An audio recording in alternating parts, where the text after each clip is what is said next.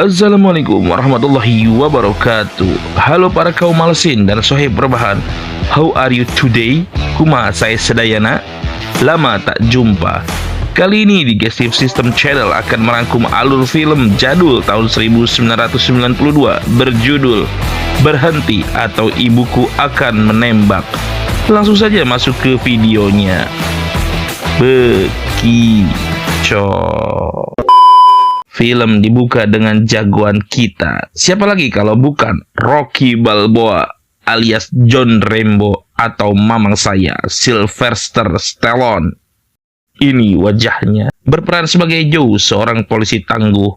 Joe dan rekannya sedang menunggu para kartel di suatu tempat untuk bertransaksi. Saat mafia itu tiba, rupanya transaksi batal hingga aksi tembak-tembakan pun terjadi. Joe tak sendiri, ia bersama rekannya Tony. Rekannya Tony mengira dirinya tertembak, namun ia hanya terkena pecahan kaca. Dengan keahliannya, Joe berhasil melumpuhkan para mafia itu. Di pagi harinya, Joe dipanggil ke ruangan oleh atasannya, Gwen, yang juga adalah kekasihnya. Ini parasnya. Gwen marah pada Joe. Ia menanyakan mengapa tak menghubunginya setelah penyergapan. Joe hanya menjawab jika ia menelpon ibunya. Namun Gwen tak percaya dan meminta untuk putus dari Joe. Selanjutnya Joe yang resah karena menanti bundanya. Lalu ia berangkat ke bandara untuk menjemput ibunda tercinta. Tak disangka saat di bandara, semua penumpang yang turun dari pesawat tahu soal Joe. Akhirnya Joe bertemu bundanya yang ceriwis. Joe rupanya tak ingin bundanya datang ke tempat dia. Joe selalu menolak dan beralasan jika bundanya ingin datang untuk menemuinya. Karena Joe tak ingin selalu diperlakukan seperti anak kecil oleh bundanya. Di tengah perjalanan menuju rumah, Joe mendapati panggilan darurat tugas. Ia hendak menyelamatkan seseorang yang mau melompat dari gedung tinggi. Bunda Joe yang berada di bawah gedung meneriaki si orang yang ingin melompat dengan toa. Alih-alih menyelamatkan, kini malah Joe yang harus menanggung malu karena ulah bundanya. Dan kejadian itu pun terliput oleh kamera. Saat Bunda Joe yang ingin mencuci pakaian, tak sengaja ia menemukan pistol milik Joe. Konyolnya, ia malah membersihkan senjata Joe dengan cairan seperti Wipol dan juga Sunlight.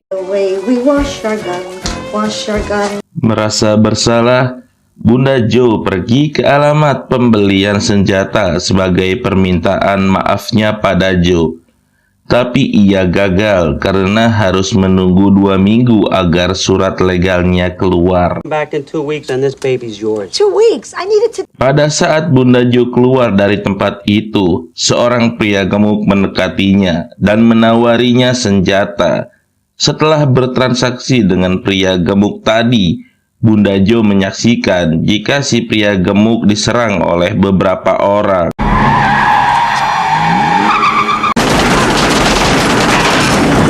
Waktu Joe yang berada di kantornya, ia kaget karena diberitahu jika ibundanya datang. Ternyata ibunda Joe melaporkan kejadian yang telah ia lihat dan menjadi saksi tunggal dalam kasus itu. Karena frustasi, Joe yang tertidur bermimpi aneh. Ia merasakan saat dirinya bertugas, tiba-tiba ibunya datang dan hendak menggantikan popok Joe. Ini membuat Joe terbangun dari tidurnya. Keesokannya, ibu dan Joe telah menyiapkan sarapan untuknya dan lalu memberikan hadiah yang sudah disiapkan ibundanya. Ketika dibuka, Joe marah pada ibundanya karena melihat jika barang tersebut adalah barang ilegal. Setelah dimintai keterangan, Bunda Joe dan Joe pulang menuju ke rumah. Di sana, Joe mulai menanyakan apa yang sebenarnya telah terjadi waktu itu. Di luar nalar, Ibu Joe begitu hafal dengan kejadian detail secara rinci, termasuk plat nomor dari si penyerang tersebut.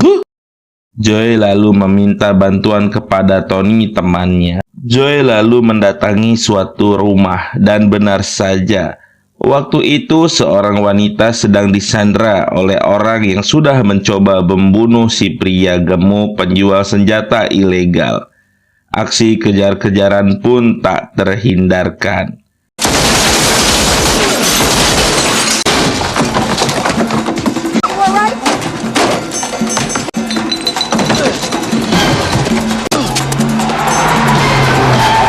Ketika Joy kehilangan dua orang pria itu, ibundanya datang mengendarai mobil Joe dan mereka berdua melakukan pengejaran. Adegan mendebarkan dipertontonkan.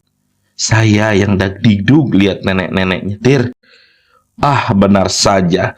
Mobil yang dikendarai Bunda Joe masuk ke dalam mobil truk sampah pengangkut kardus Sarimi. Setelah kejadian itu, Joe dan bundanya mulai menjadi lebih dekat. Di suatu taman, Joe mengatakan pada bundanya jika bundanya adalah ibu yang sangat istimewa.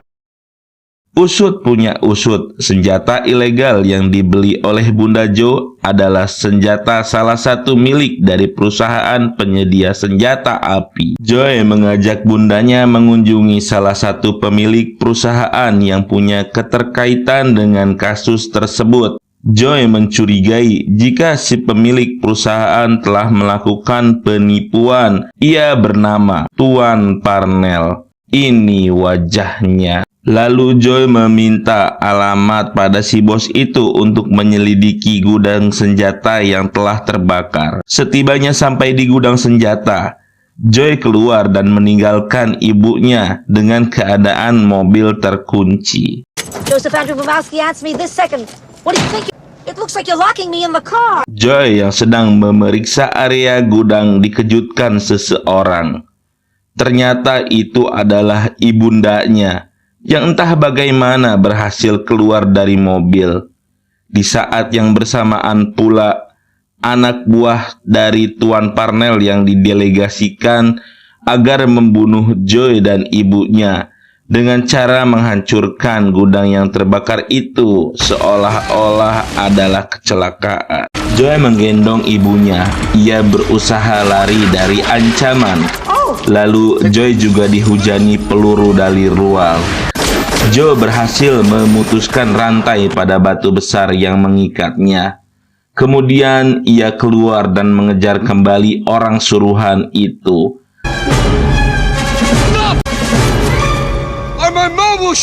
Dan Joe berhasil menangkap salah satu anak buah dari Tuan Parnell. Kembali pada cerita Joe dan bundanya. Terjadi pertikaian kecil antara ibu dan anak. Joe meminta pada ibunya agar berhenti berperilaku seenaknya. Lalu Joy pergi meninggalkan rumah. Joy yang pulang ke rumah di pagi buta melihat sebuah surat yang telah ditulis bundanya. Surat itu berisikan jika ibunya pulang ke kampung halaman. Joy merasa bersalah. Ia memutuskan untuk ke bandara dan meminta ibunya agar tetap tinggal bersamanya. Hey, I don't want you to go. It did? Yes, Mom. Mereka berdua bersama kembali ke rumah. Sesampainya Joy kaget karena rumahnya telah dibobol oleh seseorang. Joy masuk membawa senjata untuk mengecek ke dalam. Rupanya itu adalah si pria gemuk yang menjual senjata ilegal pada ibu Joy. Namun si pria gemuk ini ternyata ingin berterima kasih pada Joy karena telah menolong kekasihnya.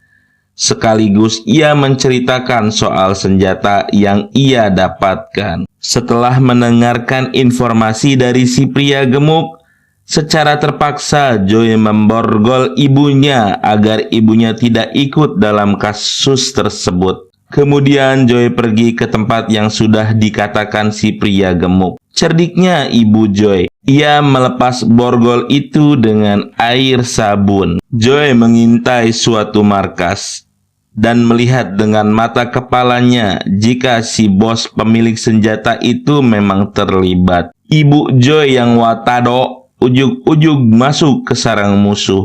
Ia pun disandra dan dibawa masuk ke dalam pesawat. Sebagai anak yang berbakti, dengan sigap Joy menaiki mobil truk dan menghantamkan mobil itu ke bagian baling-baling pesawat yang menyebabkan pesawatnya terbakar dan membuat pesawat oleng hingga tak bisa lepas landas.